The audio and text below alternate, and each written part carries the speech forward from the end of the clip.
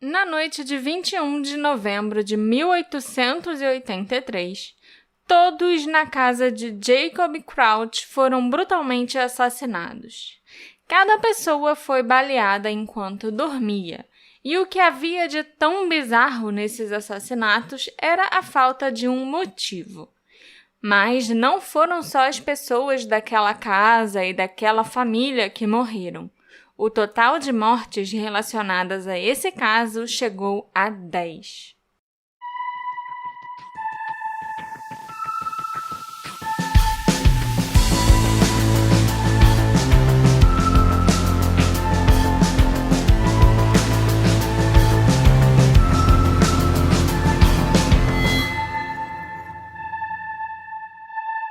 Olá, ouvintes queridos! Sejam bem-vindos a um novo episódio do Detetive do Sofá.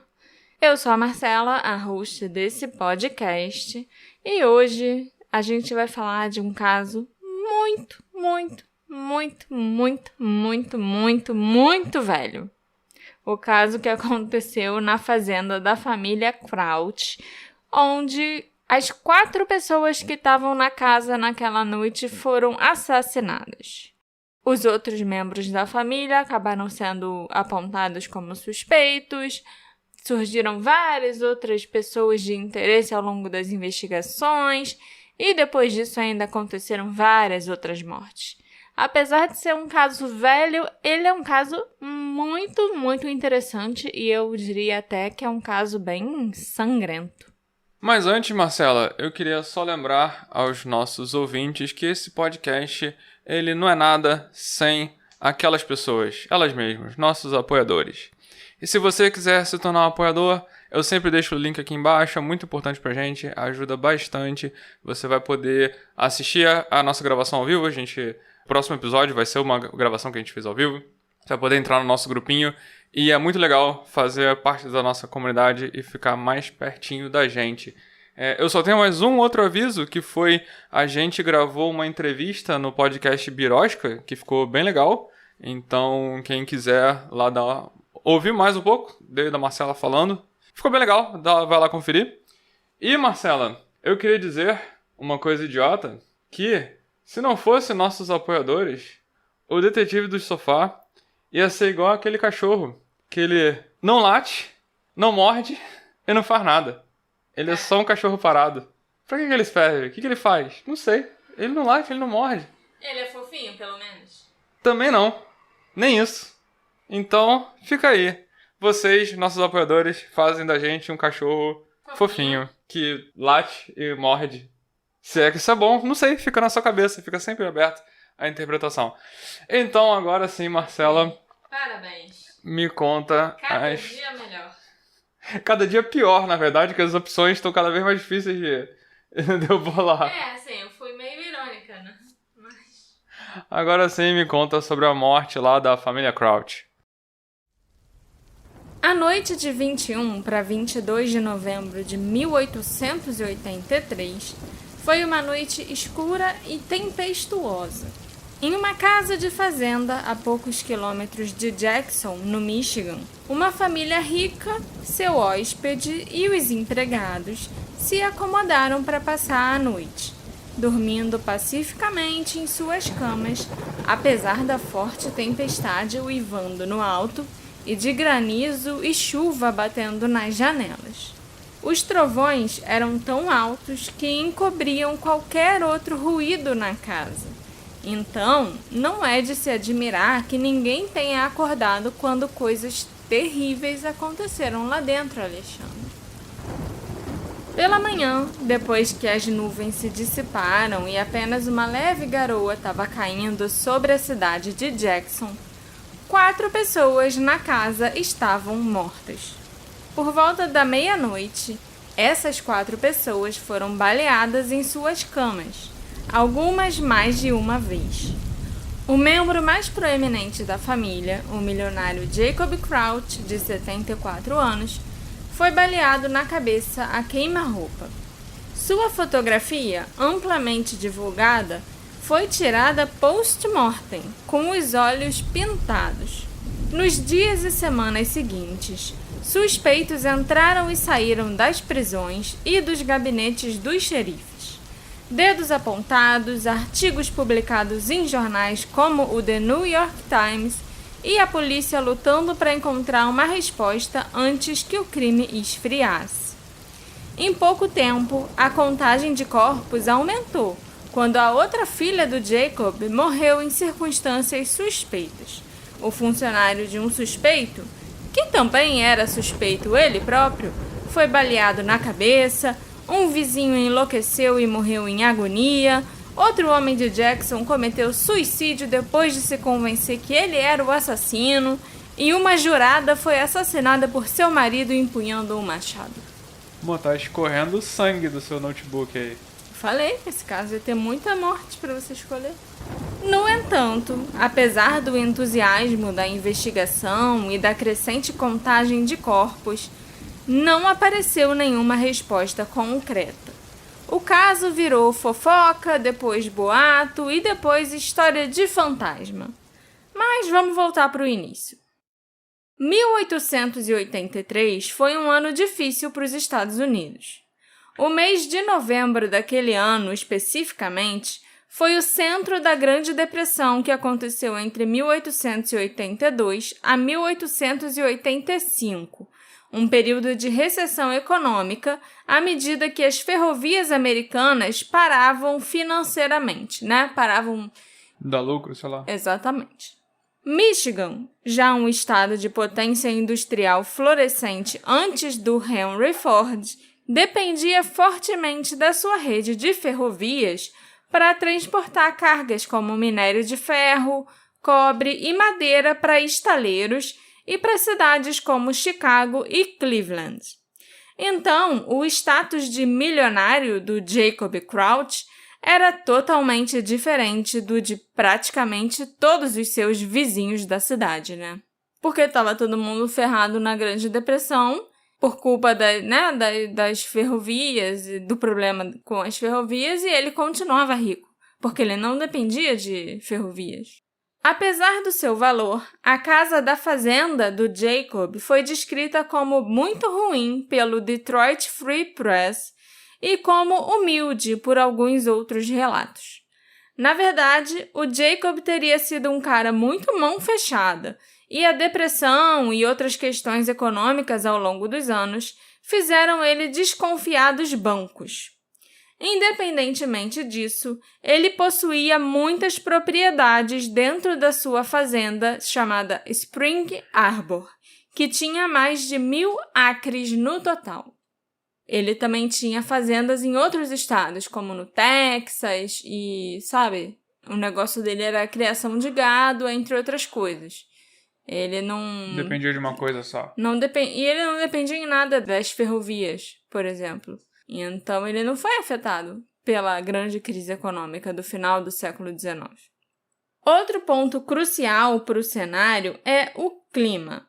Uma forte tempestade atingiu a região naquela noite. E o Michigan é um estado famoso pelo clima miserável em novembro. Mas muitos relatos afirmam que essa tempestade, em particular, foi estranhamente desagradável, possivelmente devido aos efeitos mundiais da erupção do vulcão Krakatoa na Indonésia.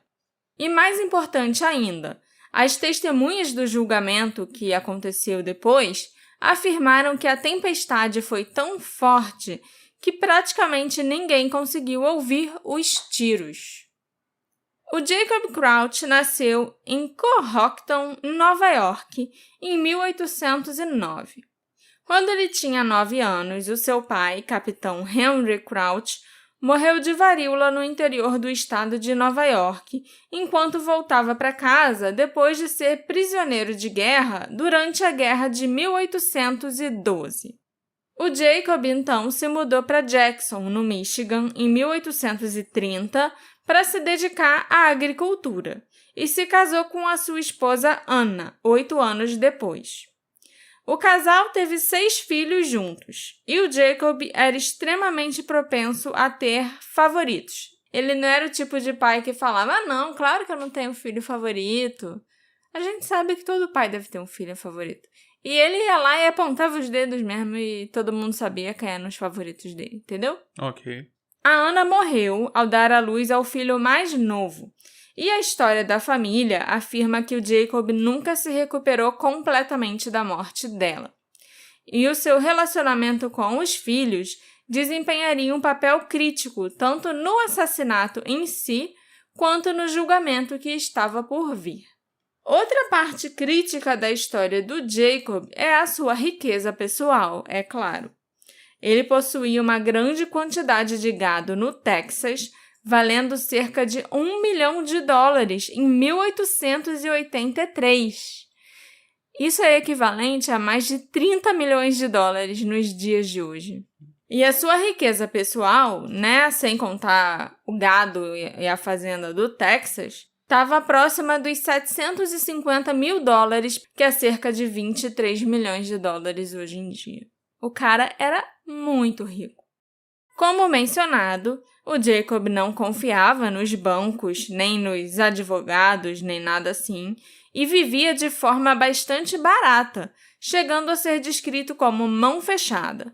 Corria o boato de que ele guardava a maior parte do seu dinheiro em casa.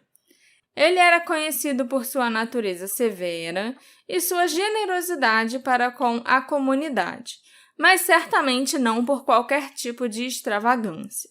E quando eu quero dizer generosidade, não é que ele saía dando dinheiro para os necessitados, Mas ele dava emprego quando ele via que alguém estava precisando muito. Entendi. Ele empregava muita gente nas fazendas dele, entendeu? Uhum. Segundo todos os relatos de pessoas que conheciam a família e de testemunhas posteriores, o Jacob era um homem grande, sombrio, quieto e forte, que não tolerava tolos e vivia e respirava o seu negócio. Até na noite em que ele foi assassinado, ele estava negociando suas ações com outra futura vítima, o hóspede que estava na casa dele. Eunice Crouch White era a quinta filha do Jacob e da Anna. Indiscutivelmente, a Eunice era a filha favorita do seu pai. Ela era bem-sucedida, tendo se formado no St. Mary's College, em Notre Dame, e se casado com um proeminente médico de Jackson, chamado Henry White. A Eunice e o Henry foram duas das vítimas daquela noite. Morreram 4 pessoas que estavam dormindo, entre elas Eunice e o Henry. Na época da sua morte, a Eunice tinha 33 anos. Segundo relatos, ela era tão generosa quanto seu pai era mesquinho e se tornou querida na comunidade, tanto por ricos quanto por pobres. Ela voltou para a fazenda do pai para cuidar dele na velhice, apesar dela mesma estar grávida de 8 meses na época. O marido dela se recusou a deixá-la ir morar na fazenda sozinha, então ele foi junto com ela.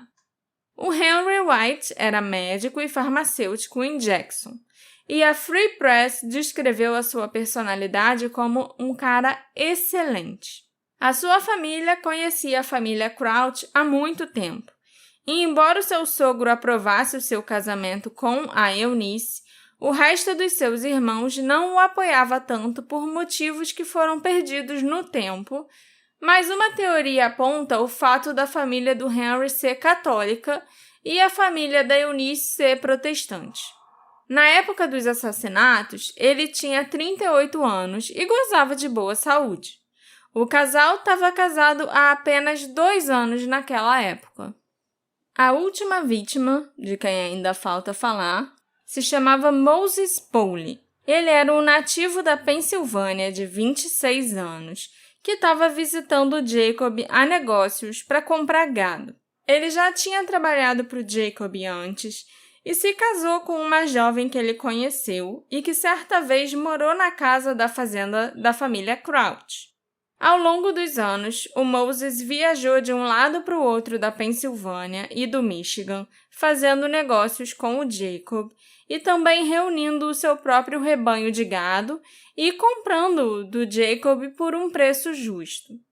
De acordo com um relato da agência de notícias Free Press e de depoimentos posteriores de testemunhas, A visita do Moses naquele dia pode ter sido um dos catalisadores do assassinato.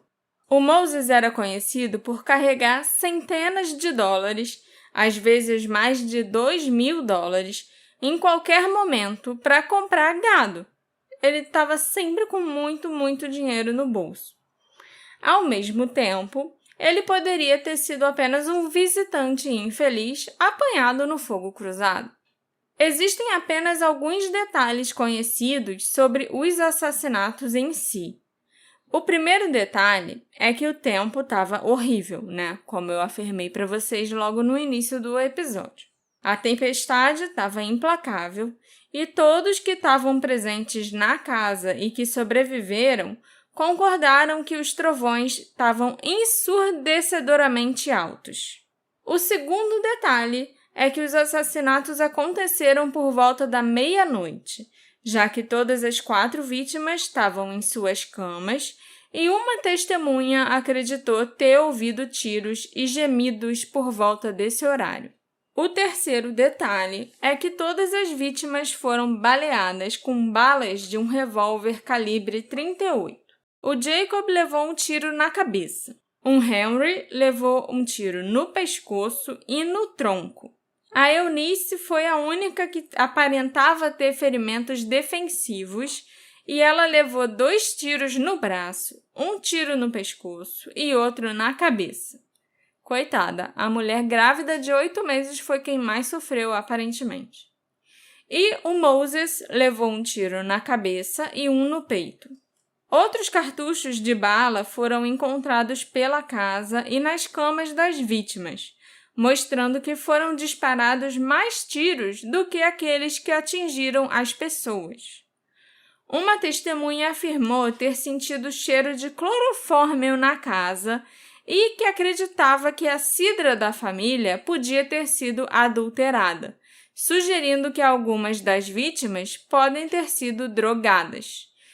Eu não sei se nessa época já existia, essa ideia de que grávida não podia beber, ou então talvez a Eunice simplesmente não gostasse de cidra, e ela pode não ter bebido a cidra com clorofórmio. Por isso ela foi a única pessoa que tinha ferimento defensivo, foi talvez a pessoa mais difícil de matar.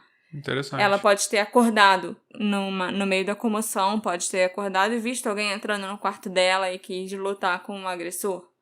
De acordo com o jornal The Rock Island Daily Argus, de 24 de novembro de 1883, o médico legista acreditava que todos os tiros foram disparados por uma pessoa e com um revólver, porque foram encontrados cartuchos vazios no chão e todas as vítimas foram dopadas com clorofórmio e massacradas à vontade, como se fossem porcos.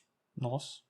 Finalmente, o último detalhe importante, que a gente sabe com certeza, é que todas as vítimas foram encontradas somente pela manhã, apesar dessa confusão toda ter acontecido durante a noite, deles terem morrido por volta de meia-noite, E todos esses pontos dependem inteiramente dos depoimentos das testemunhas. O testemunho de um dos empregados da fazenda, chamado George Bowles, foi uma pista extremamente importante no caso, já que ele foi o único que realmente parece ter ouvido alguma coisa. Ele era um homem negro de 16 ou 17 anos, que trabalhava na fazenda e dormia no andar de cima da casa, tipo um sótão, da casa. Embora sua lembrança dos eventos tenha se tornado mais dramática ao longo dos anos, a parte central do seu testemunho era essa. O George acordou perto da meia-noite depois de ouvir tiros, batidas e, em seguida, um grito ou gemido. Assustado, o George se escondeu num baú que ficava no pé da cama dele. E, segundo o George, esse baú estava cheio de livros e de roupas antigas e ele teve que retirar alguns objetos para caber lá dentro. Ele permaneceu no baú a noite inteira e só rastejou para fora, saiu de dentro do baú por volta das 5 da manhã. Como ele era novinho, a coluna dele aguentou. Se Se fosse uma pessoa de mais de 30 anos, aí ia ser foda. O George foi a primeira pessoa a ver o corpo do Jacob Crouch, encontrando-o deitado de lado na cama, de frente para a parede, com sangue nos cabelos. Em pânico, o George saiu correndo de casa e foi até a fazenda de um vizinho em busca de ajuda. E esse vizinho, que também era parte da família Crouch, vai se tornar muito importante mais tarde. A Julia Reese também foi uma testemunha importante para esse caso. Ela era uma empregada doméstica de 33 anos que trabalhava para a família do Jacob. Ela dormia no alojamento dos empregados, ao lado da despensa, e ela não ouviu os tiros. Na verdade, pela manhã, a Julia seguiu a rotina dela de preparar o café da manhã na cozinha, sem nem saber que alguém estava morto dentro da casa. Ela ficou muito surpresa quando um vizinho entrou na casa, tendo passado pelo George Boles no caminho para outra casa da fazenda. O George, quando foi para outra casa avisar a outros membros da família, né, que moravam na casa vizinha, cruzou com um deles e falou que tinha encontrado Jacob morto. E aí essa pessoa chegou lá na fazenda e viu a Julia preparando o café da manhã e falou: "Ué, você tá preparando café pra quem, moça? Você não sabe que todo mundo morreu? Sabe?" Embora a Julia não tivesse visto ou ouvido nada, ela e o George Boles foram presos como suspeitos imediatamente. Mas eles foram libertados mais tarde, quando nenhuma evidência apareceu ligando os dois ao crime. O George Boles, depois, que tudo isso aconteceu e tal, acabou se mudando para o Ohio e tornou-se ministro. E o paradeiro da Julia, após os assassinatos, ficou desconhecido, foi perdido no tempo. Mas é interessante que o George tenha conseguido se tornar alguém importante, para outra comunidade e tal. Ele era um jovem negro, então isso é bem legal. Como esperado, a notícia dos assassinatos se espalhou rapidamente por todas as fazendas vizinhas, e logo multidões inteiras apareceram no local. Era um crime horrível e exatamente o tipo de coisa que os agricultores rurais e as pessoas meio macabras do século XIX adoravam. Antes da chegada da multidão, havia pegadas visíveis na lama do lado de fora da casa. Tinha um conjunto de pegadas que sugeria que alguém ficou do lado de fora da casa para vigiar, enquanto outra pessoa entrava para cometer os crimes. Inclusive, o George Boles lembrou mais tarde que em certo momento ele olhou pela janela e viu alguém do lado de fora com uma lanterna, mas ele estava com muito medo de ver quem era ou de fazer qualquer coisa e por isso ele entrou no baú. Mas, em poucas horas, centenas de pegadas dos moradores da região obscureceram aquelas pegadas originais. As pessoas entravam e saíam da casa, movendo os corpos, posando-os, fotografando-os, e a certa altura, até a ferrovia central do Michigan parou por tempo suficiente para que os curiosos em busca de emoções pudessem sair do trem, visitar o local do crime, ver o local do crime, ver os corpos e depois embarcar no trem e seguir viagem. Virou parada turística. Com os mortos lá dentro ainda. Tudo lá dentro, sabe? Era um entra e sai de gente que todo mundo queria ver aqueles assassinatos horríveis. Eu entendo, não tinha nada para fazer naquela época, acho que não existia nem televisão. Então, o entretenimento das pessoas era a fofoca e o crime na casa dos vizinhos. O xerife do condado de Jackson, chamado Eugene Winnie, foi designado para o caso e imediatamente ele começou a trabalhar, apesar da cena do crime estar incrivelmente adulterada a esse ponto. Um dos seus métodos de investigação menos ortodoxos dependia de uma crença contemporânea, daquela época, de que nos olhos da vítima ficava retida a última imagem que ela tinha visto antes de morrer. Ok. Então, o xerife foi lá e pediu a um fotógrafo que ele examinasse os olhos da Eunice em busca de qualquer vestígio da imagem do seu assassino. Porque ele achava que o último rosto que ela viu antes de morrer foi do assassino, lógico. Então, a imagem desse assassino ia ter ficado presa nas retinas dela. Tem aquele filme do Will Smith que acontece isso também, do Wild Wild West. É um filme ruim, mas eu lembro de ter isso naquele filme. Eu não lembro. Tem um aparelho que o cara bota uma cabeça de um morto e aí ele projeta a última visão que ele viu. E isso era uma crença popular, assim, muito forte nessa época. Talvez o filme se passe nessa mesma época. Final do século XIX e tal. Interessante. Depois, como o fotógrafo não conseguiu recuperar nenhuma imagem do assassino dos olhos da Eunice, aí o xerife acreditou que já tinha passado muito tempo entre a hora da morte da Eunice e o exame feito pelo fotógrafo para que a imagem tivesse permanecido ali fixa nos olhos dela. Então, infelizmente, por causa disso, nós não sabemos quem era o assassino da Eunice. Olha aí. Independentemente de como o xerife Whinney fez para proteger a cena, ele tinha um problema muito maior para resolver. 4 assassinatos e nenhum suspeito. É importante que a gente entenda melhor o relacionamento do Jacob Crouch com os seus filhos, os seus familiares no geral, a extensão da sua riqueza e a sua personalidade severa e fechada. Quanto ao motivo, muitas pessoas teriam se beneficiado com a morte do Jacob, mas não tantas teriam se beneficiado com a morte da Eunice e do Henry, por exemplo. O mais estranho de tudo é que, apesar do fato do Jacob Crouch ter muito dinheiro guardado por toda a sua casa e do Moses Pauly carregar grandes somas de dinheiro consigo no momento da sua morte, tinha, acho que, uns $1.500 no bolso do casaco do Moses, que estava pendurado na porta, sabe? Uhum. Ninguém roubou dinheiro nenhum. A sugestão do Detroit Free Press de que a presença do Moses foi um catalisador para o crime não teve tanta validade quando ficou claro que o dinheiro não foi o motivo dos assassinatos. Então, parecia que o motivo era pessoal. Alguém poderia ter rancor do Jacob Crouch e da sua família e pretendia se livrar de cada um deles.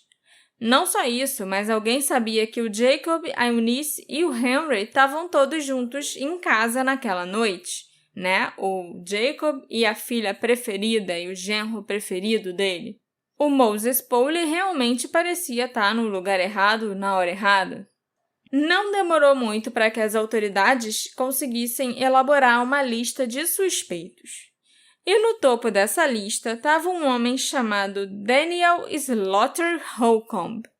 Eu achei o nome dele tão interessante, Porque Slaughter é tipo matadouro em português, alguma coisa assim. Abatedouro, alguma coisa assim. Será que isso quer dizer alguma coisa? Não. Eu acho que quer. O Daniel foi uma pessoa de interesse logo no início. Foi para a casa dele que o George Bowles correu na manhã seguinte ao assassinato, e ele foi uma das primeiras pessoas a chegar ao local. Foi também ele quem apresentou uma denúncia na polícia contra o George Bowles e a Julia Reese, os 2 empregados e testemunhas principais desse caso. A esposa do Daniel era a Susan Crouch Holcomb, a filha mais velha do Jacob, que não tinha aprovado o casamento dela com o Daniel.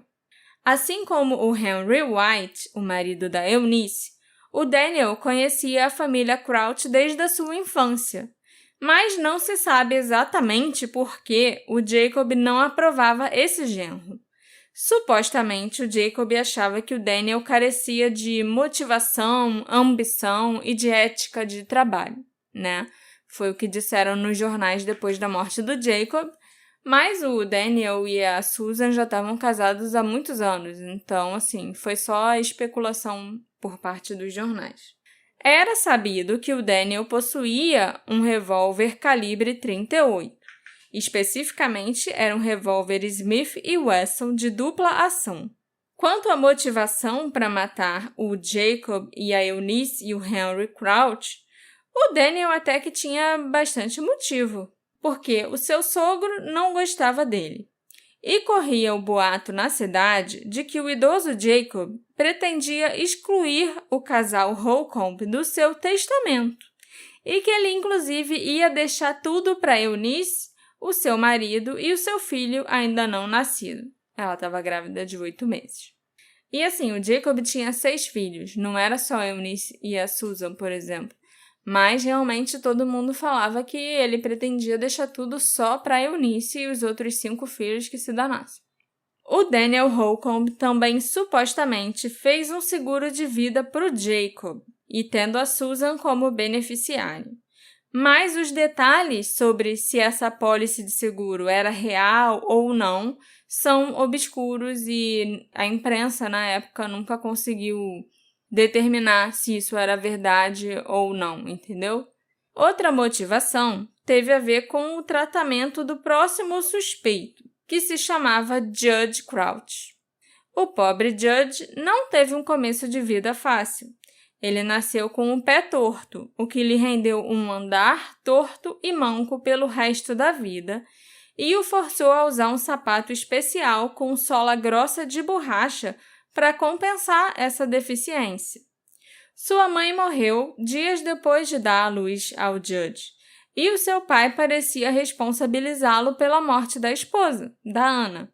Na verdade, o Jacob quase não teve participação na criação do Judge, e ele deixou a responsabilidade toda nas mãos do Daniel e da Susan Holcomb. O Judge, inclusive, cresceu acreditando que o Daniel e a Susan eram os seus verdadeiros pais e só descobriu a verdade aos 10 anos de idade. Mesmo assim, o seu relacionamento com o pai, o pai biológico, o Jacob, era muito frio. Até quando ele acreditava que o pai era o avô e depois que ele descobriu que, na verdade, o Jacob era pai dele, sempre continuou sendo frio porque o Jacob detestava o Judge e culpava o Judge pela morte da esposa. Apesar desse relacionamento distante, o Judge aparentemente chorou no funeral do pai. Foi uma das poucas pessoas que teria chorado nesse funeral, inclusive. Como suspeito, acreditava-se que o Judge não agiu sozinho. Alguns citaram o pé torto dele como a razão pela qual ele não conseguiria fazer o trabalho sujo sozinho, cometer os assassinatos sozinho. Capacitismo.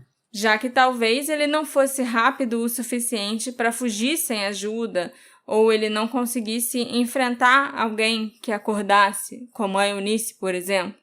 No entanto, um espectador que esteve lá visitando o ponto turístico que virou a cena do crime, relatou ter visto pegadas na lama que pareciam irregulares e tinham uma marca mais espessa em um dos pés, o que coincidia com o sapato de borracha usado pelo Judge. Mas aquilo, quando a polícia chegou, já tinha 1 zilhão de pegadas na lama de todo mundo que chegou para visitar e fazer turismo. E vai saber também se a pessoa viu o que ela acha que viu, né? Pois é. O Judge certamente tinha os seus motivos para qualquer animosidade em relação à família. O seu relacionamento difícil com o pai, o ciúme que ele provavelmente sentia da Eunice, que era claramente a favorita do Jacob, o tratamento inadequado do seu pai para com as pessoas que criaram o Judge, a Susan, irmã dele, e o Daniel, que o Jacob tratava como se fossem lixo, e o potencial de ser eliminado do testamento da família. Então, assim, realmente, eu acho que esse clã da Susan, do Daniel e do Judge tinha bastante motivo para querer se livrar do Jacob e da Eunice também, infelizmente. O terceiro suspeito desse caso não é um parente, não é nenhum filho ou genro do Jacob, finalmente. Pô, até agora todos os suspeitos são da família, né? Então vamos comemorar que alguém que é suspeito finalmente não é parente do homem. Esse terceiro suspeito se chamava James Foy. Não se sabe muito sobre ele, sobre a vida dele antes dos assassinatos. O James era lavrador daquele pedaço de terra da fazenda do Daniel e da Susan Holcomb. E ele foi contratado no início de 1883, depois de vagar por Jackson enquanto procurava emprego. Ele era conhecido por ser um pouco tagarela e cabeça quente. E quando ele bebia, e olha que ele bebia muito, ele ficava totalmente sem filtro e falava sem parar. O James morava na casa do Daniel e da Susan, né? E o quarto dele ficava ao lado do quarto do Judge. Poucos dias depois do assassinato, na casa da fazenda, Crouch, o Judge e o James Foy se mudaram para a casa principal antes mesmo que o sangue tivesse completamente seco nas tábuas de madeira do piso, alegando que era necessário cuidar dos animais da fazenda. Então, por isso que eles se mudaram para a casa principal. Mas para cuidar dos animais da fazenda, dava para fazer da outra casa onde eles já moravam mesmo, sabe? Uhum. Afinal, ficava tudo no mesmo complexo da fazenda Crouch, entendeu? Embora essa ação parecesse suspeita, o xerife Winnie não pareceu muito interessado nem muito perturbado por ela. Mas o povo da cidade começou a falar, lógico. No que diz respeito ao motivo, o James Foy não parecia ter nenhuma razão para fazer isso sozinho, para cometer esses assassinatos sozinho do nada, a menos que ele fosse pago ou recebesse algum outro tipo de incentivo.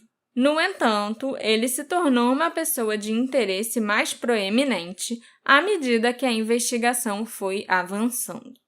E o próximo suspeito era o capitão Byron Crouch, o filho do meio do Jacob. O Byron morava no Texas junto com o seu irmão Dayton Crouch, o filho mais velho do Jacob. E o Dayton morreu de alguma doença 1 ano antes dos assassinatos, e o Byron ficou sozinho cuidando da fazenda do Texas. Como a maioria dos filhos do Jacob, o relacionamento do Byron com o pai poderia ser descrito como muito frio.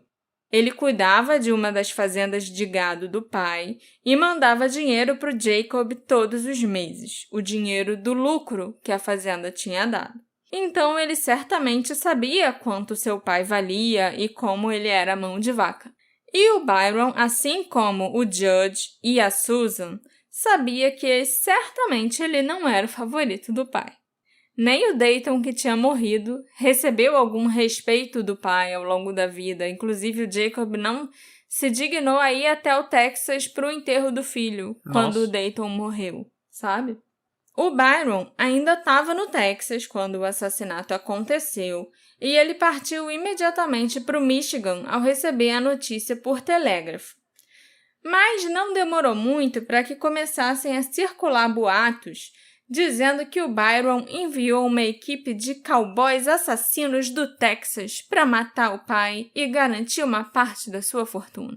Cowboys assassinos do Texas. Eu achei isso muito engraçado.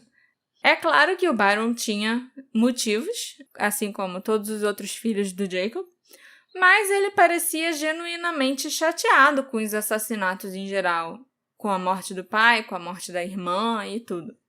E essa história de contratar cowboys assassinos realmente foi algo que só a população local ficou fofocando, inventando, especulando, sabe? Uhum. Não tem um pingo de verdade nisso aí. Então, assim, o Byron, lógico, não era o suspeito mais plausível, mas ele ainda foi considerado um possível suspeito, uma pessoa de interesse que o xerife investigou, mas viu que não ia dar em nada. Um maquinista de trem, chamado Joseph Allen, chegou a ser preso logo no início das investigações. O Henry Holcomb, irmão do Daniel, cunhado da Susan, acusou esse maquinista de trem, o Joseph, de assassinar a família Crouch por dinheiro.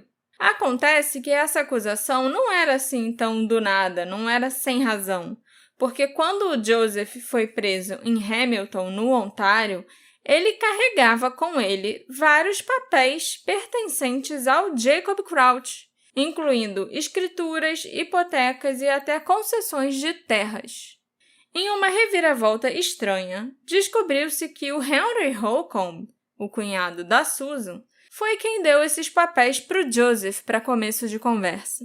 O Henry também andava disfarçado por Jackson, tentando obter informações em vários bares e locais de má reputação. Depois que o Henry foi revelado como a fonte daqueles documentos, o Joseph Allen apresentou uma acusação contra ele por perjúrio. Felizmente, todas as acusações contra o Joseph foram rapidamente rejeitadas.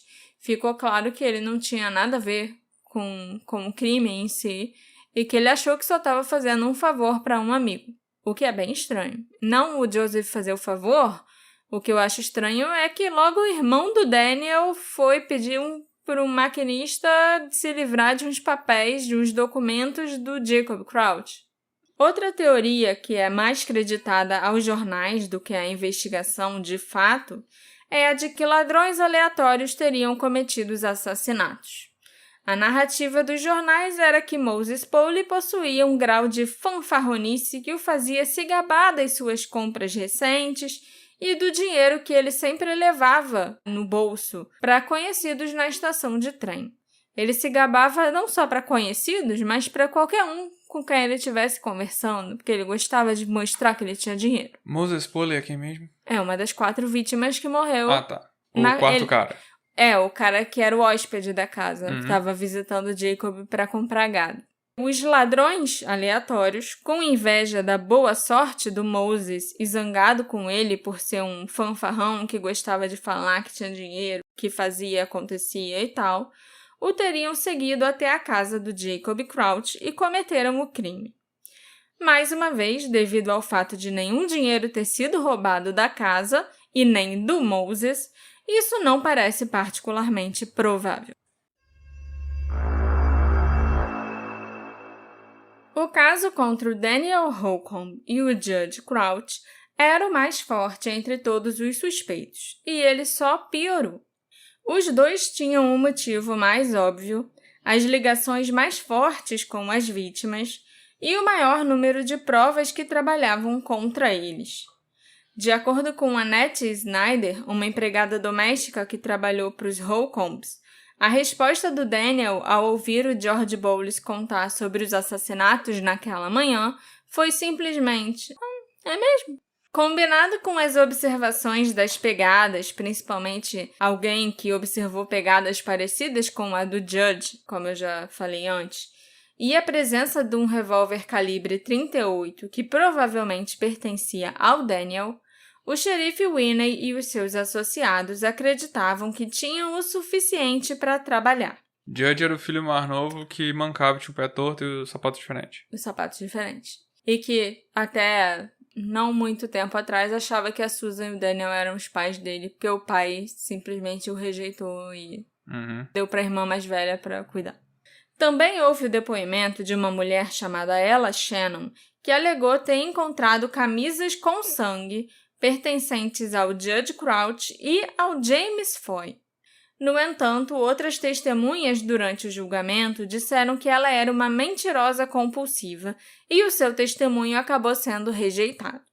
Em 1884, o Daniel Holcomb e o Judge Crouch foram acusados de assassinato. Seria muito fácil chamar isso de um caso super simples, né? Um filho e um genro descontentes se vingam do pai mesquinho e da irmã favorita do pai por serem excluídos do testamento. Mas não me parece que foi isso que aconteceu, não. O caso de simples não tinha absolutamente nada. É importante fazer uma pausa aqui e refletir sobre quem provavelmente mais sofreu nesse caso, além das 4 vítimas que foram assassinadas naquela noite, em novembro de 1883. A Susan Crouch Holcomb era, como foi dito, a filha mais velha do Jacob. Após a morte da mãe, Anna, a Susan se tornou uma segunda mãe para todos os seus irmãos por pura necessidade. O seu pai não aprovou sua escolha de marido e claramente manteve esses sentimentos durante todo o casamento da filha. Durante todos os anos, do casamento da filha. A Susan ainda recebeu a responsabilidade de criar o seu irmãozinho Judge como se fosse o seu filho, apenas para descobrir que ela poderia ter sido excluída do testamento do pai. Para agravar ainda mais a situação, em 1884, o seu pai, sua irmã mais nova grávida e seu cunhado estavam mortos, e o seu marido e seu irmão, que também era uma espécie de filho adotivo, foram acusados de matá-los a sangue frio. Em 2 de janeiro de 1884, a filha da Susan, Edith, encontrou a sua mãe, que tinha 44 anos, morta na sua própria cama. Não há como saber realmente qual foi a causa da morte da Susan, porque existem vários relatos conflitantes. Um dos relatos alegou que a Susan cometeu suicídio através de um papel de veneno. Eram uns papeizinhos que se comprava na farmácia, geralmente, para matar mosca, sabe? Uhum. A mosca grudava ali e morria envenenada. E se a pessoa acabasse consumindo aquele veneno do papel, do adesivo, ela morria, óbvio. Isso era muito comum antigamente. Eu acho que já teve algum outro caso bem antigo, de muito tempo atrás, um dos nossos primeiros casos que tinha papel mata-mosca envolvido. Eu só não tô lembrando qual é o caso, mas eu já falei disso antes, sim. Outros relatos afirmavam que o Daniel Holcomb, o marido da Susan, a teria envenenado para mantê-la quieta. Outros ainda diziam que a Susan tinha morrido por causa de alguma doença cardíaca. Independentemente de todas essas causas suspeitas, todos pareciam concordar que a ideia de testemunhar contra o próprio marido e o irmão era horrível demais para Susan suportar depois de já ter perdido parte da sua família tão violentamente. Então, ou a Susan morreu no maior sofrimento, tendo cometido suicídio, ou ela pretendia condenar o restante da sua família contando tudo o que sabia. E por isso ela precisou ser silenciada. Quase ninguém acredita que a morte da Susan tenha sido por problemas cardíacos, não. A morte da Susan lançou uma sombra sobre a investigação, já que outro membro da família Crouch morreu em Jackson. Seu marido lamentou-a amargamente, embora ninguém soubesse se ele fez isso por tristeza, por culpa ou uma combinação de ambos. O James Foy foi outra pessoa que morreu bem estranhamente também. Me lembra quem é James Foy? Um dos suspeitos, o que bebia e falava sempre era lavrador na fazenda da Susan e do Daniel e morava no quarto ao lado do Judge, né? Ok. Todos em Jackson sabiam que ele soltava a língua quando bebia. E todos os proprietários de bares também sabiam muito bem que quando James Foy bebia, ele simplesmente não calava a boca e falava qualquer coisa que você quisesse saber. Em fevereiro de 1884, pouco depois da morte da Susan Holcomb, o James Foy falou um pouco demais. Ele estava visitando a cidade de Union City, também no Michigan, um vilarejo ao sul de Battle Creek e a sudoeste de Jackson. E lá ele estava visitando alguns bares e falando sem parar sobre os assassinatos. Segundo testemunhas, o James parecia ter desenvolvido uma obsessão pelos assassinatos e frequentemente descrevia como eles teriam sido cometidos, dizendo que uma pessoa tinha matado a família, enquanto outras 2 pessoas ficaram vigiando do lado de fora. Ele ficou pessoalmente ofendido com um comentário publicado num jornal local que acusava o Daniel Holcomb de assassinato. Então, o James declarou, bêbado, lógico, né, que ele ia caçar e atirar no editor do jornal. Num estado de estupor, ele andou pela cidade com uma arma, parecida com um revólver usado nos assassinatos, e atirou num homem que ele acreditava ser o editor do jornal. Mas o homem não era o editor do jornal. Ao invés disso, ele atirou em Elmer Schuller, o vice-chefe dos Correios de Union City. Um dos tiros, o James errou. O outro tiro, o segundo tiro, atingiu o Elmer no pescoço. E o terceiro tiro atingiu a sua bochecha. Felizmente, o homem sobreviveu aos ferimentos. O James rapidamente pareceu perceber o que tinha feito, exclamando: "Caralho, eu atirei no homem errado", antes de sair correndo para a estação de trem. Ele voltou para Jackson e, mais uma vez, a história meio que se divide no reino das possibilidades. De acordo com uma das reportagens sobre o tiroteio, o James teria voltado para a casa da fazenda naquela manhã e ficou lá esperando a chegada da polícia à tarde. A polícia, lógico, com a intenção de prendê-lo por ter atirado no Elmer. Não sem querer, mas achando que era outra pessoa. E, em resposta, o James deu um tiro na própria cabeça com uma bala de revólver calibre 38 assim que a polícia chegou. Caraca. Aí já são, no total, 6 pessoas mortas nesse caso. Nem todo mundo ficou feliz com a suposta causa da morte do James Foy. Foi muito conveniente, sabe? E tendo ocorrido apenas algumas semanas após a morte da Susan Holcomb, e exatamente quando James começou a falar sobre os assassinatos. Mesmo os superiores na investigação consideraram que a sua morte era suspeita e acreditaram que o James tinha sido, na verdade, silenciado por saber demais e por soltar a língua com muita frequência. A sua morte foi considerada suicídio pelos policiais que investigaram a cena do crime, mas depois ela mudou para homicídio, depois do inquérito e que o médico legista fez a autópsia. O seu assassino até hoje é desconhecido. Será que o James ficou realmente lá esperando a polícia chegar, vendo se a polícia ia chegar para se matar? Ou será que alguém ali daquela casa mesmo foi lá e matou ele antes que ele saísse para beber de novo e falasse alguma coisa? Tipo, o Judge ou o Daniel. Já é o segundo morador dessa casa que morre. A casa de teus principais suspeitos. Exatamente. Galen Brown era um detetive designado para investigar o caso dos assassinatos da fazenda da família Crouch e acrescentou mais uma reviravolta ao caso em 8 de fevereiro de 1884. Naquela noite, o Galen Brown estava voltando da casa da fazenda dos Crouch na estrada para Horton quando uma charrete parou ao seu lado na estrada. Segundo o relato do detetive Galen, 2 homens estavam nessa charrete.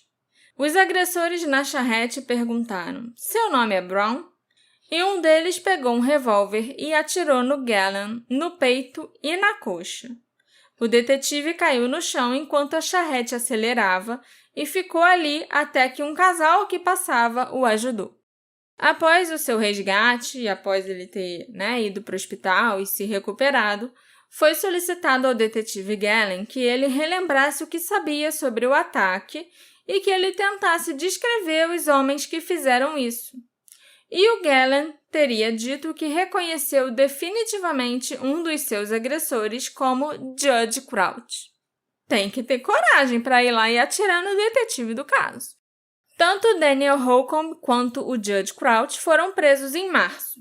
A contagem de corpos não terminou com a morte do James Foy, mas felizmente também não reivindicou a vida do detetive Galen Brown. Mas um fazendeiro, chamado Lorenzo Bean, teria morrido num surto de loucura taciturna devido à tragédia. E um outro homem, chamado Alexander Lee, um trabalhador que se convenceu de que ele era, na verdade, o assassino, cometeu suicídio por overdose de morfina. Tá Game of Thrones isso aqui. Pois é. Eu fiquei com pena. Eu tentei pesquisar mais sobre essas 2 pessoas, o Lorenzo e o Alexander, e eu até consegui encontrar algumas informações, pouquíssimas informações sobre o Alexander, por causa de uma descendente dele que está viva até hoje. Mas ela não sabe explicar, na verdade, ninguém sabe explicar o que levou ele a passar a acreditar que ele era o assassino. Ele já tinha entrado e saído de algumas instituições psiquiátricas, nessa época algumas vezes, que nem tinha esse nome de instituição psiquiátrica, era só ir parar no hospital e ficar preso numa ala qualquer. Uhum. Mas ninguém consegue entender por que ele cismou que ele era o assassino. E ainda foi lá e se matou, sendo que com certeza não era ele, porque ele não tinha motivo, ele não teve oportunidade, sabe? Uhum. Nem nada disso. Então eu fiquei com muita pena. O início do julgamento do Judge e do Daniel, em novembro de 1884, também não significou o fim da contagem de morte, que até agora está em 8 mortes. Apenas alguns dias após o início do julgamento, o promotor Frank Hewlett morreu por causa de alguma doença. Pelo menos ele não foi assassinado. Nem se matou, nem nada. Ele só teve uma parada cardíaca, um infarto, alguma coisa assim, e acabou morrendo, deixando seu trabalho para outro promotor e ex-governador do Michigan, Austin Blair. Além disso, uma jurada, a senhora Thomas Murphy, eu não consegui descobrir o primeiro nome dela, só que ela era casada com o senhor Thomas Murphy, foi morta pelo marido a machadadas num evento não relacionado. Então, chegamos aí a um total de 10 mortes, no caso. Ao todo, os promotores e a defesa convocaram 145 testemunhas. Durante quase 2 meses, ambos os lados analisaram declarações e provas. A defesa chegou a ligar até para uma empregada doméstica que alegou que um detetive ameaçou a sua vida, a menos que ela mudasse o seu depoimento. O julgamento foi cheio de confusão, foi cheio dos babados, sabe? Foi realmente algo acompanhado de perto pelo estado inteiro do Michigan, se duvidar até pelo país, porque tem uma reportagem enorme do Washington Post e outra do New York Times que falam sobre esse julgamento. Mas se eu fosse dar detalhes do julgamento aqui, a gente ia ficar até amanhã. Finalmente, em 10 de janeiro de 1885, um júri deliberou durante apenas 1 hora, antes de anunciar que o Daniel Holcomb não era culpado. Após esse anúncio, todas as acusações contra o Judge Crouch também foram retiradas. Ele nunca chegou a ir a julgamento, o Judge. Após o julgamento, o interesse público nos assassinatos dos Crouch diminuiu. O Daniel Holcomb se mudou discretamente para a cidade de Baraboo, no Wisconsin, e se casou com uma prima da Susan, chamada Amanda Crouch, continuando aí, né, tudo em família. E ele foi um dos herdeiros da Susan, porque quando Jacob morreu, ele ainda não tinha mudado o testamento para deixar só a Eunice como a beneficiária. Então, cada filho teve lá a sua parte da herança. E o Daniel, como marido da Susan, quando ela morreu, ficou com uma parte dela. Aí ele foi lá e casou com a prima da Susan e ganhou mais dinheiro ainda, porque juntaram as fortunas da família Crouch de novo. Já o Judge Crouch acabou herdando a casa da fazenda, né, a fazenda principal da família, mas ele a perdeu depois que os fundos acabaram. Ele não soube administrar a fazenda, não soube usar o dinheiro que ele ganhou de herança, então ele acabou perdendo tudo. Ele se mudou para o estado da Indiana e se casou. Depois ele acabou voltando para Jackson, onde ele morreu em 1946. 1 ano depois, a casa da fazenda da família Crouch foi totalmente queimada, supostamente como resultado de um incêndio criminoso. Em 1886, foi dito que 3 camisas ensanguentadas foram encontradas num toco de árvore na antiga propriedade da família Holcomb, da Susan e do Daniel. Mas nenhuma ligação pôde ser feita entre essas camisas e os assassinatos.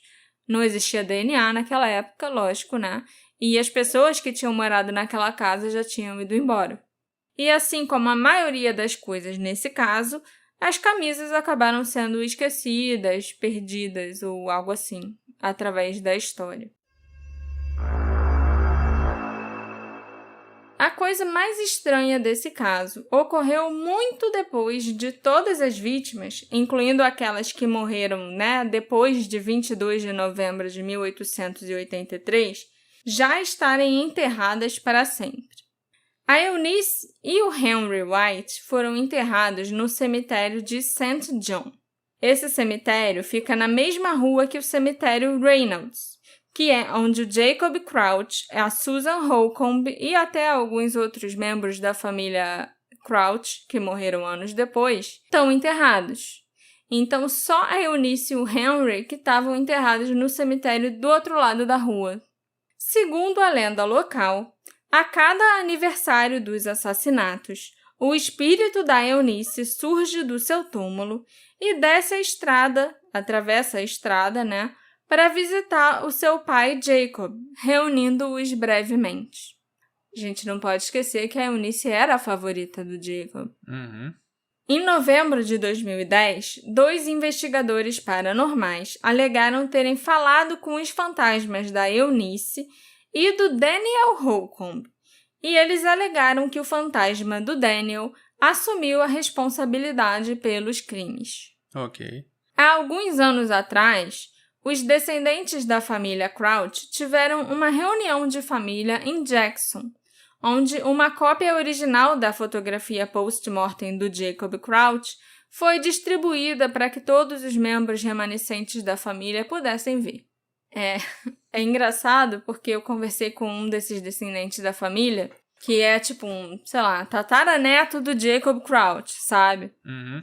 Ele teve nessa reunião de família, ele era adolescente na época que essa reunião de família aconteceu, e ele fala que a família ainda é super orgulhosa do sobrenome do Jacob Crouch, de tudo que ele conquistou, do que o nome da família significa pro Michigan. Porque essa fortuna deve ter durado bastante tempo. Mas ela já tá bem diluída, né? Não, sim, hoje mas em dia. Você coloca a sua família num privilégio muito grande. Sim.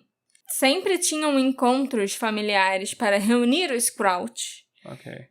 Só que um desses encontros foi lá em Jackson, onde tudo isso aconteceu. Pra passar a foto do morto lá. Pra passar a foto do morto, entre outras coisas.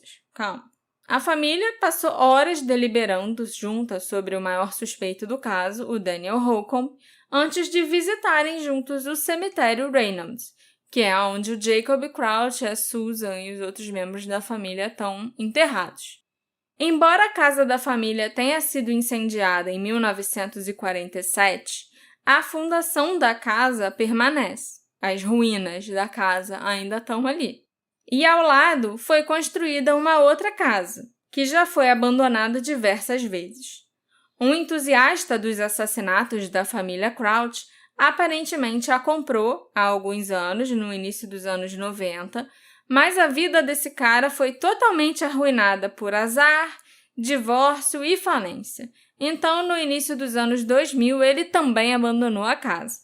Quando os descendentes da família foram até lá visitar o local, eles se sentiram muito enjoados enquanto passeavam pela propriedade.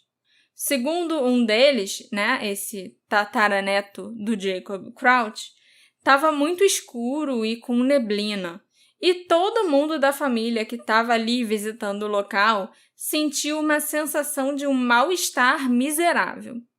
No final, provavelmente o grupo passou apenas uns 10 minutos ali no local onde era a fazenda e todo mundo se recusou a caminhar até os alicerces da casa por motivos que ninguém sabia explicar. Ninguém conseguiu entrar, nas ruínas da casa, chegar perto das ruínas da casa, nem nada assim, porque todo mundo passava mal. Todo mundo já estava enjoado só de estar andando por ali, onde era a fazenda, onde tinha o gado, onde ficava a casa do Daniel e da Susan, essas coisas. Mas quando alguém tentava entrar dentro das ruínas da casa, se aproximava mais das ruínas da casa, a pessoa passava mal mesmo, de começar a vomitar e não conseguir. Bizarro. Inclusive, nunca mais teve reunião de família na cidade de Jackson e nenhum dos descendentes quis voltar lá onde era a fazenda. Esse garoto com quem eu conversei, ele tá pensando em voltar lá agora, nesse ano ou no ano que vem, assim, num futuro próximo, pra ver qual é, Porque ele se lembra muito dos parentes mais velhos dele passando mal e se lembra dele próprio ter ficado com uma sensação esquisita de tem alguma coisa errada aqui, eu também tô ficando meio enjoado. Mas ele não lembra se ele pensou isso só porque os outros estavam agindo assim, ou se ele realmente estava se sentindo daquele jeito. Então ele tá querendo voltar lá pra explorar mais, sabe? Pra ver qual é. Eu acho que o Daniel Holcomb, o Judge Crouch e o James Foy estavam os 3 envolvidos nos assassinatos. Eu acho que o Daniel é quem entrou na casa, puxou o gatilho e, de fato, matou as pessoas. E o Judge e o James devem ter ficado vigiando do lado de fora. Que, inclusive, foi a história que o James Foy contou quando ele bebeu muito. Que foram 3 pessoas que cometeram assassinato. Uma pessoa entrou e outras 2 ficaram vigiando, entendeu? Entendi. Eu também acho que a Susan devia estar ciente, sim, da culpa deles, da culpa do marido e das pessoas que moravam na casa dela. Porque se alguém fosse reparar que, olha, aconteceram os assassinatos. E, é estranho, né? Meu marido, meu filho adotivo e o cara que trabalha aqui na nossa fazenda não estavam em casa no horário dos assassinatos. A Susan seria a pessoa que ia perceber isso, sabe? Aham. E se eles tivessem começado a agir estranho, ela também ia perceber. Eu acho também que, do lado do Daniel e do Judge, o motivo teria sido essa longa amargura e raiva pela forma como eles foram vistos e tratados pelo Jacob, que deve ter explodido, quando eles ouviram o boato de que a Eunice seria a única herdeira do dinheiro do velho. O James provavelmente foi lá cometer, os assassinatos com eles dois por necessidade, porque ele morava na casa e ele também saberia das idas e vindas dos dois homens naquela noite, e eles certamente não podiam correr o risco dele ser encontrado baleado também. Não podiam atirar nele se ele descobrisse que eles foram lá matar o Jacob, por exemplo. Seria coincidência demais. E então eles podem ter prometido uma parte do dinheiro pro James para ele ficar de olho, junto com o Judge, ficar fazendo ali a vigilância junto com o Judge. O que garantiria o seu silêncio, já que agora ele era cúmplice nesse assassinato. Eu acho que só esqueceram que quando ele bebia, ele falava muito. Isso também explicaria a tentativa de assassinato do editor do jornal. Se descobrissem que o Daniel foi considerado culpado, ele provavelmente levaria o James com ele. Na verdade, eu acho que é bem provável que o James tenha se matado. Ele foi visto atirando num homem, que era um homem errado, e com isso em mente, era bem provável que isso contasse contra o James no caso Crouch. Quando ele viu a polícia vindo atrás dele, eu acho que ele percebeu que não tinha outra maneira de escapar dessa, a não ser a morte. Então, assim, eu não acho que o James foi assassinado para ficar calado.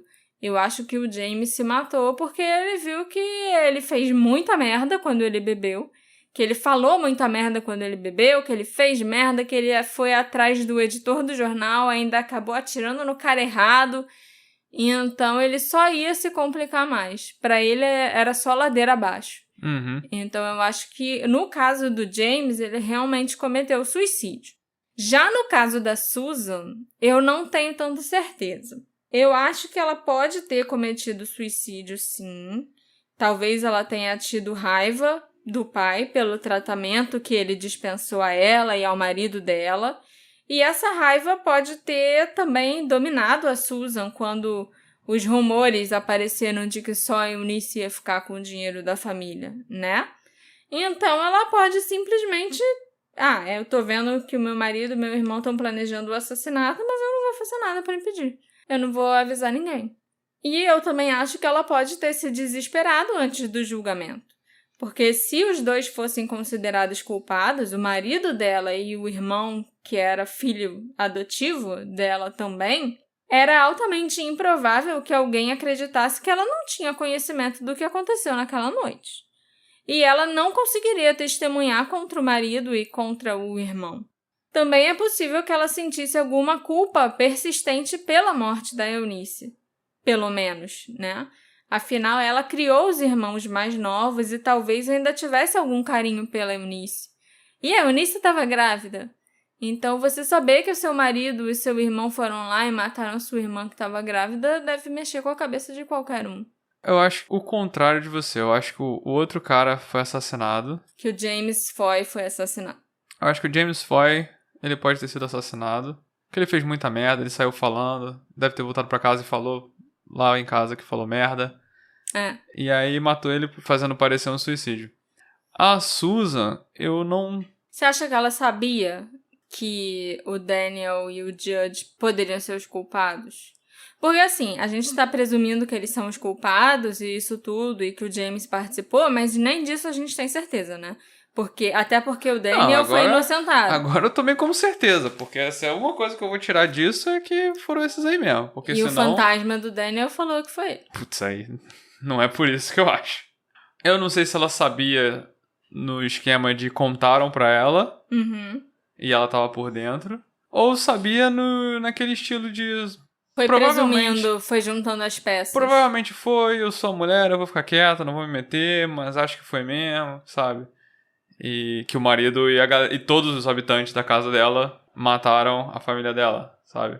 Não, ainda tinha a filha dela também, a Edith, que não fez nada, coitada da Edith. Ela só A achou Edith o também corpo fez. da mãe. A Edith, todo mundo tá implicado nisso aí. A gente, então, chegou à conclusão de que foi realmente o Daniel quem cometeu os assassinatos na casa da família Crouch, que matou o Jacob, a Eunice, o marido da Eunice e o hóspede que tava lá só de visita, o Moses Pauly. Foi. Porque no final é meio que uma novela também, né? Como é que eu vou falar? Uma história de tragédia de família, sabe? Sim. Com várias coisas. Você tem um pai frio que era ruim com todo mundo, menos com uma pessoa. E essa uma pessoa também morreu junto com todo mundo. E aí tinha o filho rejeitado, / irmão, / padrinho. Entendi. E aí é muita fonte de desprezo e de raiva. E não necessariamente pelo dinheiro.